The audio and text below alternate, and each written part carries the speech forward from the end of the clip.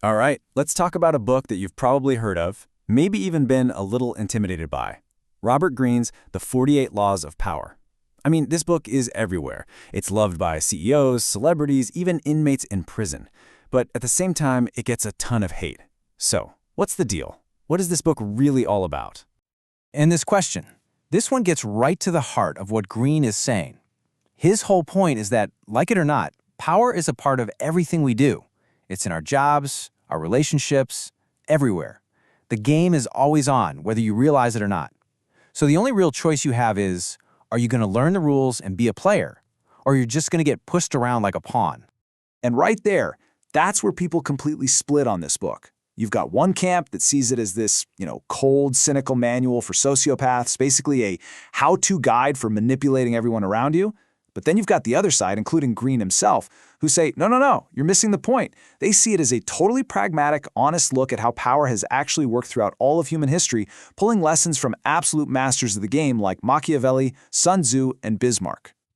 Okay, so to really get to the bottom of this, we've got to unpack the core idea of the book. And yeah, it gets compared to Machiavelli all the time for a reason. It's built on a philosophy that isn't immoral, it's not about being evil, but it's amoral. This quote from Greene really just flips the whole script. He's basically saying that power is just a tool, right? Think of it like a hammer. You can use a hammer to build a beautiful house, or you can use it to smash things. The hammer itself isn't good or bad. And what Greene's arguing is that to truly master power, you have to stop looking at situations as good or evil and start seeing them for what they are, just circumstances, strategic puzzles to be solved.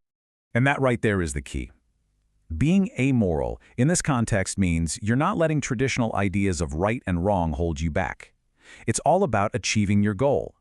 The big question isn't, is this the right thing to do? It's, will this work?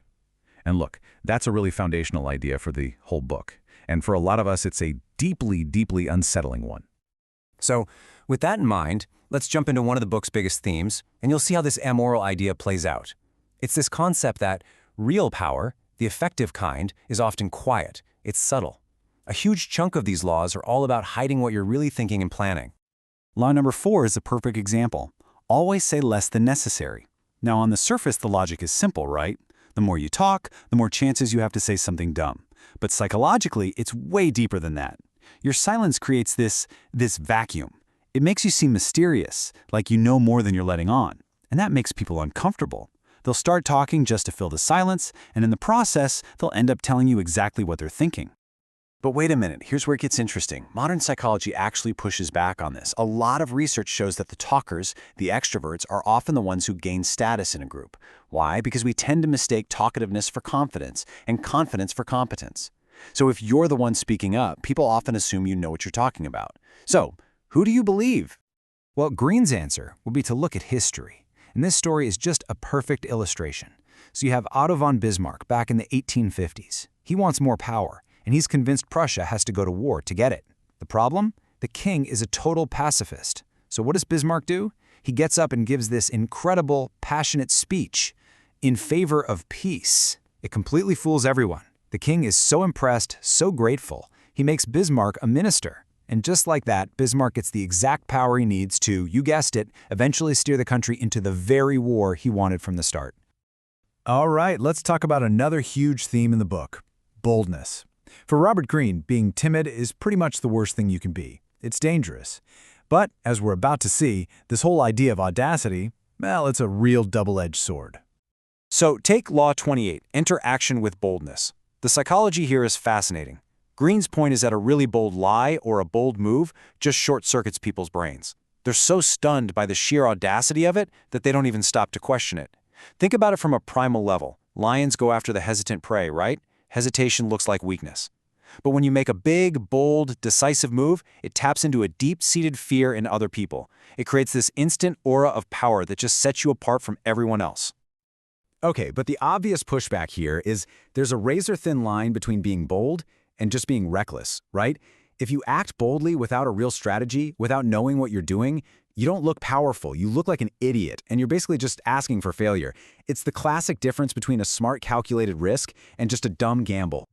And that brings us to what might be the single most infamous, most chilling law in the entire book.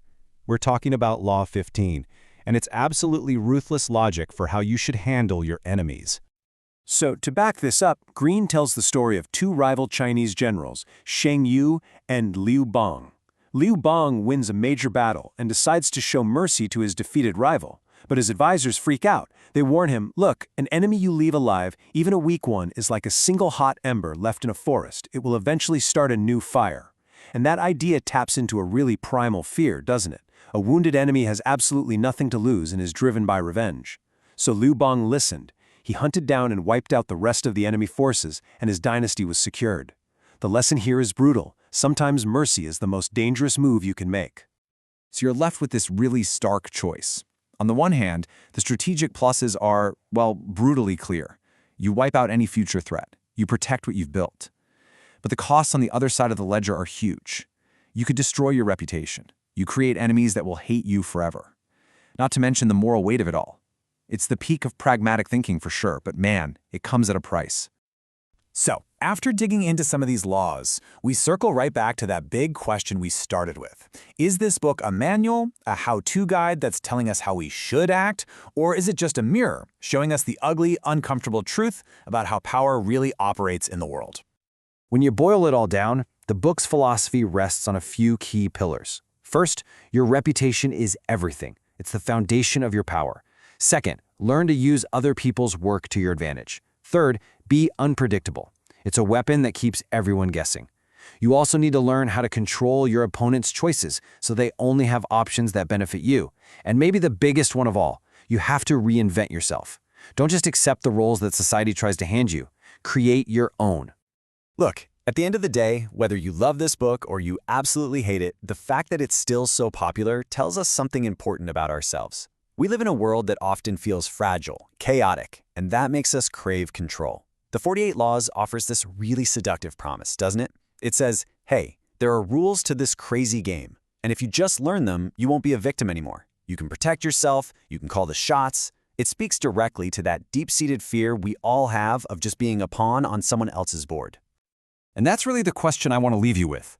Does a book like this make the world a more cynical, more manipulative place?